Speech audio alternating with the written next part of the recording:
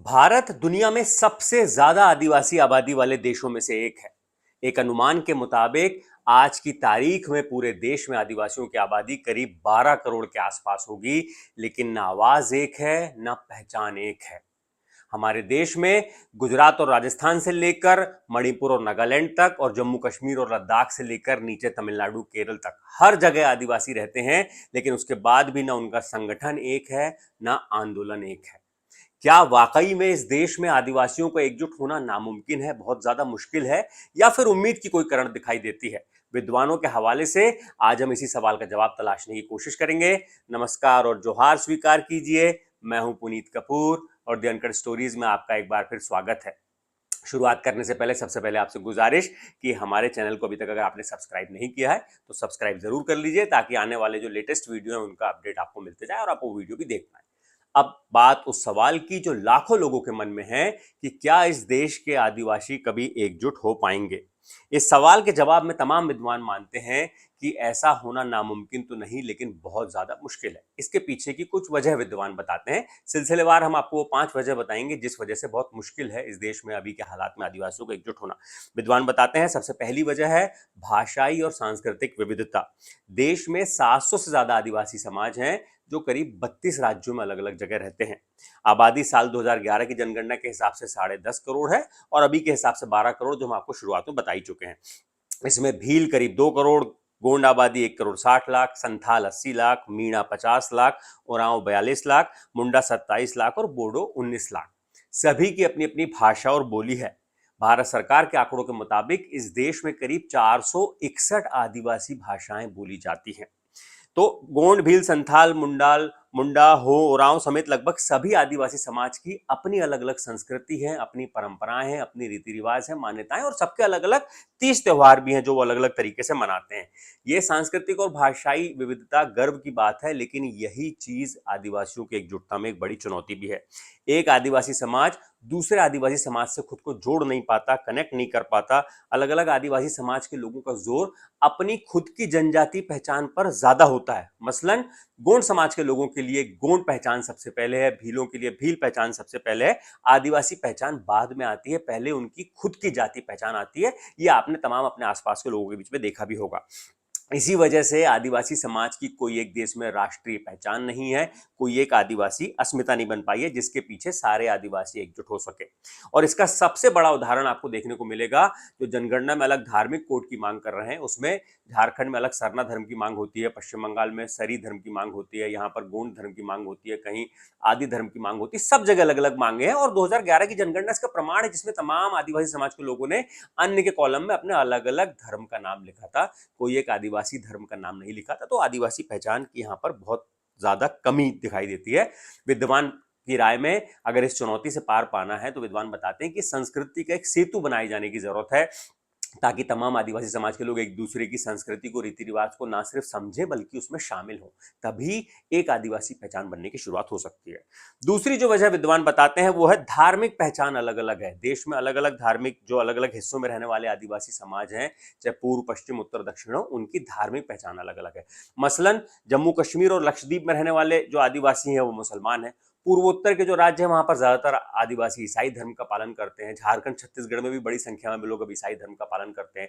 मध्य प्रदेश, राजस्थान, गुजरात, महाराष्ट्र के बड़े हिस्से में और देश भर में तमाम जगहों पर एक बड़ी संख्या में आदिवासी हैं जो हिंदू धर्म का पालन करते हैं, और एक बड़ी संख्या उन आदिवासियों की भी है जो अपने मूल धर्म का पालन करते हैं, जो अपनी पुरानी संस्कृति को, अपनी परंपराओं को, अपनी मान्यताओं को अभी भी मानते हैं, जिसमें गोंडी धर्म, सरना धर्म ये शामिल है। आज के दौर में गांव में लोग धर्म के नाम पर, गांव की बात कर रहा हूं, छोटे से गांव में भी लोग धर्म के नाम पर बटे हुए हैं।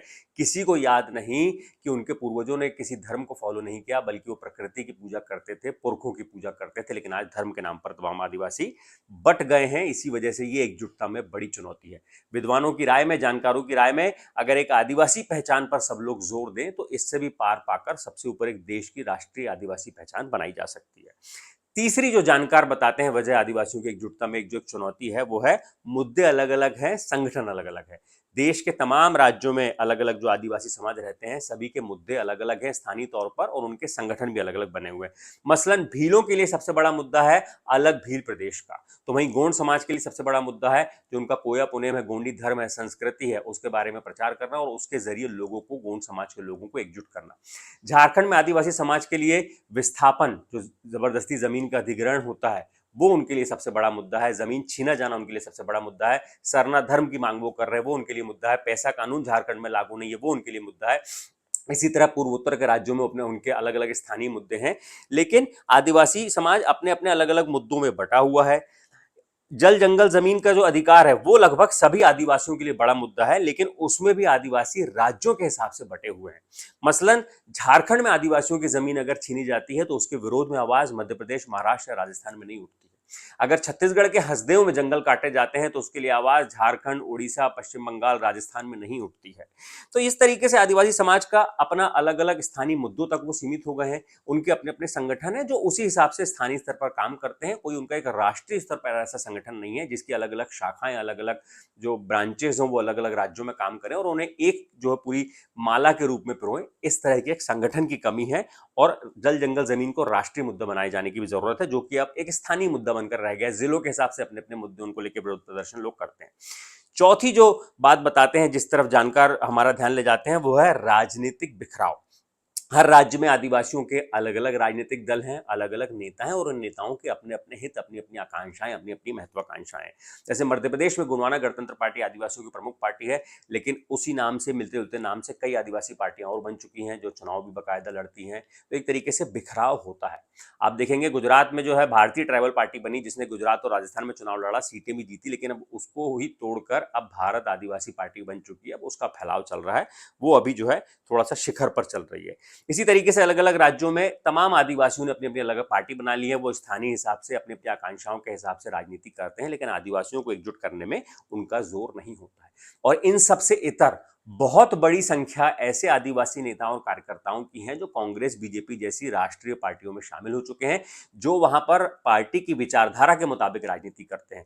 जो जीते तो आदिवासियों के नाम पर चुनाव जीत जाते हैं, लेकिन उसके बाद आदिवासियों के मुद्दों से उन्हें कोई खास मतलब होता नहीं है। इसलिए जो अलग अलग जो अलग अलग पार्टियों में अगर आप अलग अलग नेता देखेंगे तो वो भी सिर्फ अपनी जाति की, अपने स्थान, अपने इलाके की ही राजनीति बस करते नजर आते हैं। और उनकी तमाम आप आकांक्षाएं कहिए, महत्वाकांक्षाएं कहिए, अहम कहिए, ईगो कहिए या मतभेद मनभेद कहिए, उस वजह से आदिवासियों का अभी तक कोई राष्ट्रीय दल बन नहीं पाया। और एक ये भी कह सकते हैं कि ना ही इसको बनाने की, इस तरह की कोई अखिल भारतीय आदिवासी पार्टी बनाने की कोई कोशिश भी हुई है।